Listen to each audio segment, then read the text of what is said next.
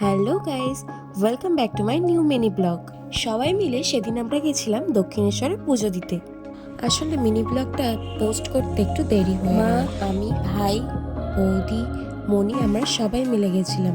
তো এখানে পুজো দিয়ে আমাদের কমপ্লিট হয়ে গেছে। তো তারপরে বেলুড় মঠে যাওয়ার পথে ওখানে একটা দোকান থেকে মা আমাকে এই 3 ধাতুর নোয়াটা কিনে দেয়। আমাদের সেদিন তাড়াতাড়ি পুজো দেওয়া হয়ে যায়, ওই 8:30টার দিক করে। তারপরে আমরা লঞ্চে করে চলে যাই বেলুড় মঠে। এমনিতেও আমরা তাড়াতাড়ি বেরিয়েছিলাম কারণ যাতে বেলুড় মঠটা খোলা পাই। এবারে গিয়ে জানতে পারি বেলুড় মঠে নাকি ভোগ দেয়া হয়, তাই আমরা এই জায়গাটা থেকে ভোগের কুপন কাটি, যে যেরকম পারে দিতে পারে। তারপরে ঠিক 11টার সময় আমরা চলে যাই ভোগ খেতে। কেউ যদি ভেবে থাকো ভোগ খেয়ে তারপর বাইরে ঘুরবে, একদমই না। বাইরে আগে ঘুরে তারপর ভোগ খেতে যাবে, কারণ তারপরে আর ভেতরে ঢুকতে দেবে না। তো চলো নেক্সট পার্টে ভোগ খাওয়ার ভিডিওটা দেখাবো। টাটা।